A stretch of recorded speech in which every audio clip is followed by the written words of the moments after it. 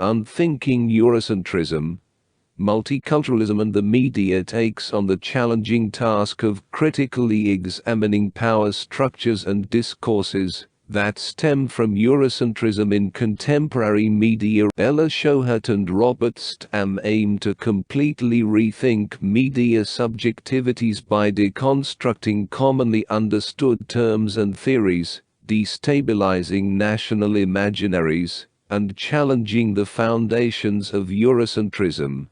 They adopt an adversarial approach, acting as scholars, educators, and activists to question Eurocentrism as an implicit subject positioning.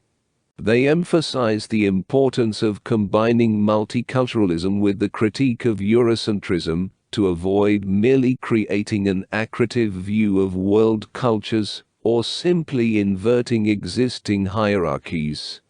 The book aims not to diminish Europe, but to deconstruct Eurocentrism, making Europe one of many sources of culture, rather than a singular one. Through a vast array of mass media examples in film, video, and music, as well as historical references, Shohat and Stam provide a comprehensive analysis.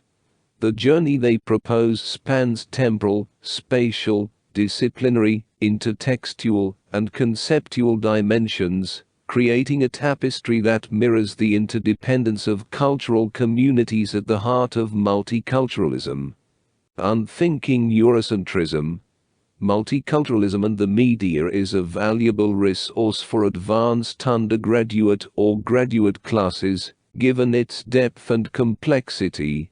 The book assumes a certain level of reader knowledge and familiarity with a wide range of concepts and textual examples. Some concepts are briefly mentioned without detailed explanations, and many films are named but not extensively discussed. While it may complement the reading list for first-year media graduate students, incorporating it into an Introduction to Graduate Studies seminar or other advanced classes would be more effective. For undergraduates, the book may pose challenges as the vast array of films mentioned may not be accessible for viewing, making it a potentially frustrating exercise. However, the discussions of genre and in-depth textual analyses could provide balance to other undergraduate readings.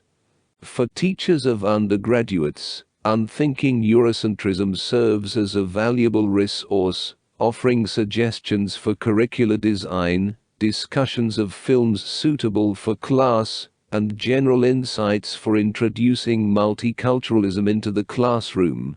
The authors define Eurocentrism as a construct that sanitizes Western history while patronizing the non-West, considering itself in terms of noble achievements, while viewing the non-West in terms of deficiencies. Multiculturalism, in their view, is a term pointing to a debate, rather than having inherent meaning. They propose pushing multiculturalism toward a radical critique of power relations, and emphasize the need for ethnic relationality and community answerability. The book sets out to restructure and reconceptualize power relations between cultural communities, providing a framework for debate.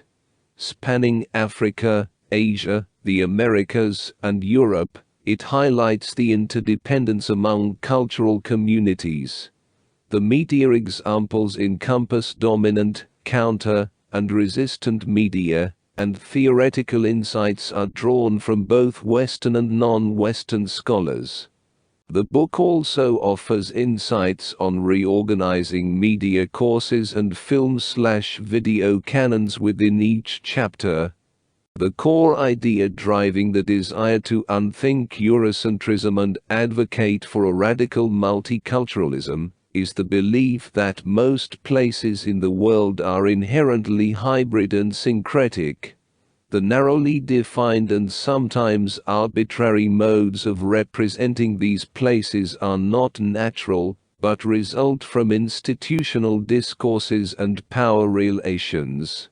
Media representations play a crucial role in identity construction, contributing to the isolation or affiliation of groups of people. Shohat and Stam focus on discursive practices inherited from the colonial period, asserting that despite contemporary concerns with multiculturalism, it is not a new phenomenon. In Chapter 1, From Eurocentrism to Polycentrism, the authors deconstruct terms and theories with intricate histories such as West/East, race/racism, colonialism, and Third World. They illustrate the constructed nature of each term, the representational tropes they generate, and how these concepts have become blurred over time. Shohat and Stam emphasize the ambiguities of terms like postcoloniality and hybrid. Chapter 2, Formations of Colonialist Discourse, delves into the history of colonialist discourse, revealing the shift in representation and relations between Africa and Europe post-1492. The authors show how colonialist discourse, rooted in the past, has shaped contemporary debates and cinematic representations. Inheriting colonialist discourse, have contributed to the creation and perpetuation of an ideological positioning of the other. Shohat and Stam explore representations of Columbus's arrival in the Americas and subsequent colonization, emphasizing how cinematic recreations of the past reshape the imagination of the present, and legitimize or interrogate hegemonic memories. Chapter 3, The Imperialist Imaginary, argues that cinema, as the world's storyteller, has played a crucial role in relaying projected narratives of nations and empires. The beginnings of cinema coinciding with the imperial project made it an ideal medium to project narratives of national self-consciousness, linked to cinematic fictions. The chapter highlights the interconnectedness of cinema with imperialistic narratives, and in their examination of discrete genres and representations of colonialism, Shohat and Stam focus on the Western and adventure films.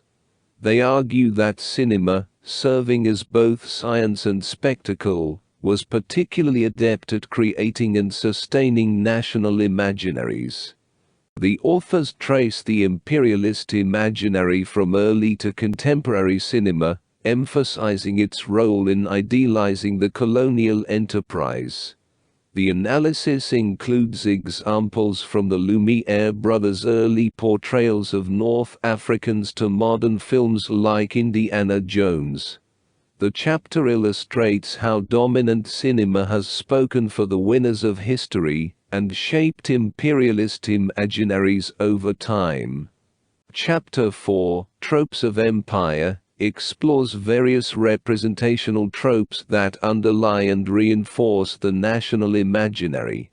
Shohat and Stam analyze gendered tropes connecting the colonized to eroticized geographies, dark continents, veiled territories, and symbolic fantasies of rape and rescue. They examine representations of women and non-Western bodies, using a blend of Freudian psychoanalysis and post-structuralism.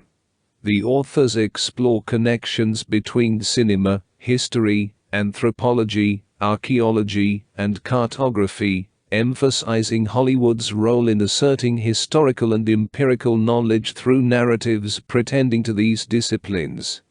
The chapter contrasts mainstream cinema with examples from documentary and counter-practice, providing thought-provoking observations.